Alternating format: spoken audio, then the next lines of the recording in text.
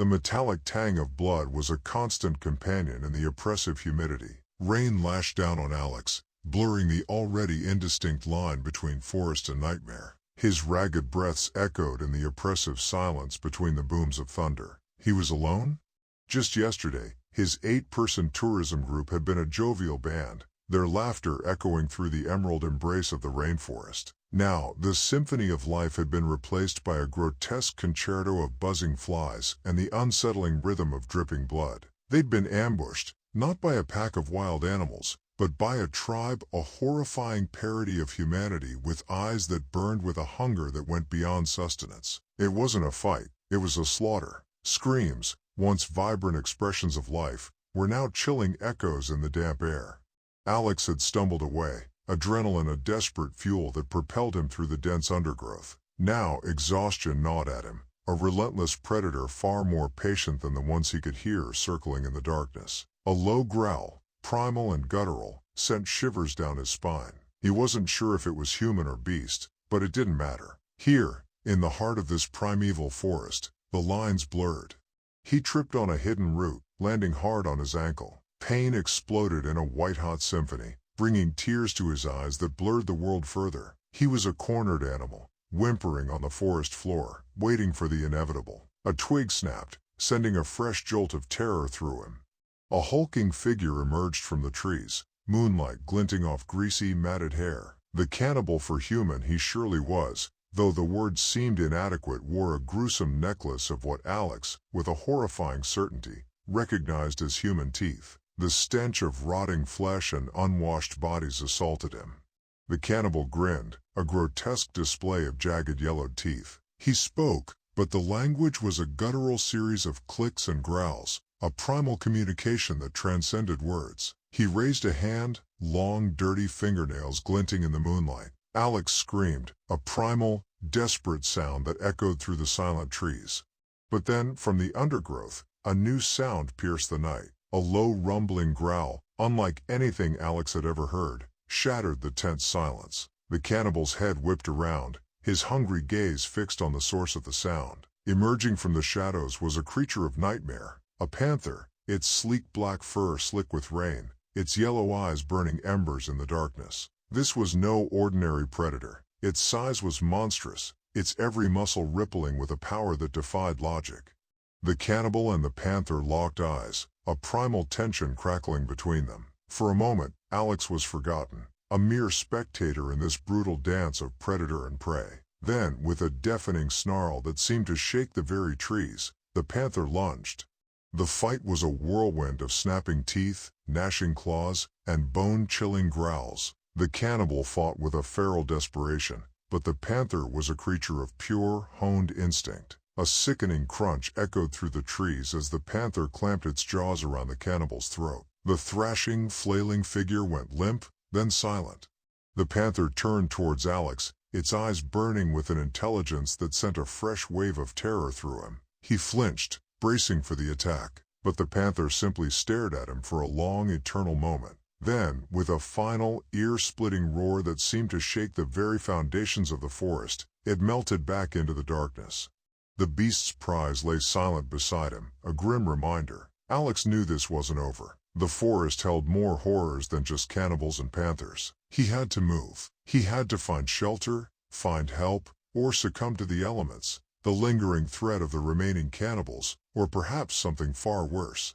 With a deep, shuddering breath, he pushed himself up, the pain in his ankle a constant reminder of his precarious situation. He grabbed a fallen branch for support, its rough bark biting into his palms. Then, taking a tentative step at a time, he limped deeper into the unforgiving embrace of the forest.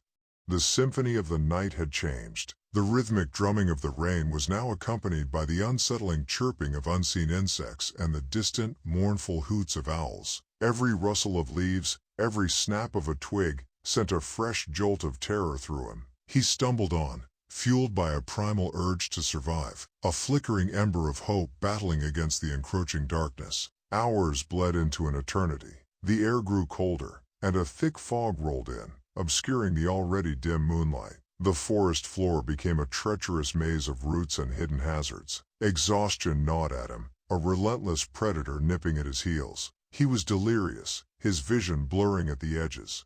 Suddenly, a flicker of light. His heart lurched, a flicker of hope battling the thick fog of despair. He stumbled towards it, his injured ankle protesting with every step. The light grew stronger, revealing a crude hut built from branches and lashed together with vines. Smoke curled from a hole in the roof, a tantalizing promise of warmth and, maybe, even help. Gathering the last dregs of his strength, Alex stumbled towards the entrance. He hesitated for a moment, the primal fear of the unknown warring with the desperate need for shelter. With a deep breath, he pushed aside a tattered animal skin that served as a door. The interior was dim, lit only by a flickering fire that cast long, dancing shadows on the walls. A single figure sat hunched over the fire, their back to him. Alex cleared his throat, the sound raspy and unfamiliar to his own ears. The figure slowly turned, revealing a wizened old woman, her face etched with 1,000 wrinkles, her eyes as black and bottomless as the night.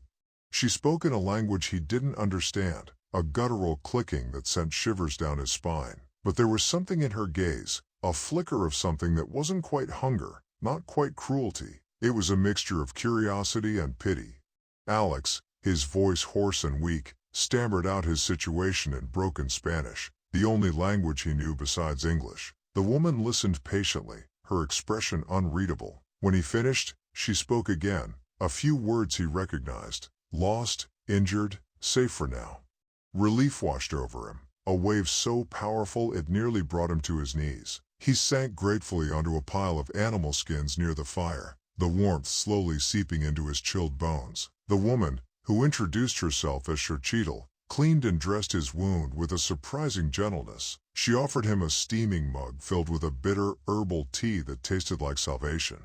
Despite his exhaustion, sleep wouldn't come. He lay awake, staring into the flames, the strange chanting and drumming echoing from the depths of the forest keeping him on edge. Xochitl sat opposite him, her gaze fixed on the fire, a deep sadness etched on her face. He learned from her, through a combination of gestures and broken Spanish, a horrifying tale. The cannibals weren't a random group, they were a tribe driven mad by a curse, a darkness that festered at the heart of the forest. Xochitl, the last survivor of her own tribe, had spent years hiding from their relentless pursuit. She spoke of a place called Cueva de Sombras, the Cave of Shadows, a place whispered to hold untold power, both good and evil. A horrifying possibility dawned on Alex. Perhaps the creature that had saved him, the monstrous panther, wasn't a creature of nature at all, but something else entirely, a guardian of the Cave of Shadows, or maybe even the curse itself. He spent the next few days recovering at Xochitl's hut, his body slowly healing.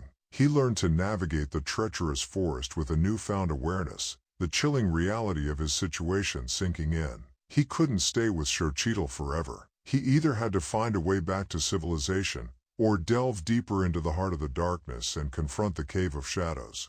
The choice was terrifying, but a flicker of defiance sparked within him. He wouldn't succumb to the horrors of the forest. He would find a way out, survive against all odds. With a heavy heart, he said goodbye to Xochitl, her parting words a chilling whisper. Beware the shadows, Alex. They have a way of clinging to you.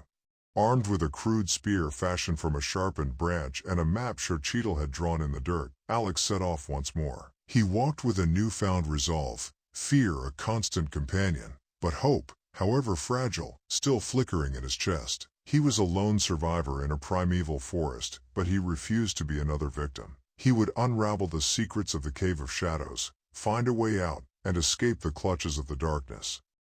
Or die trying.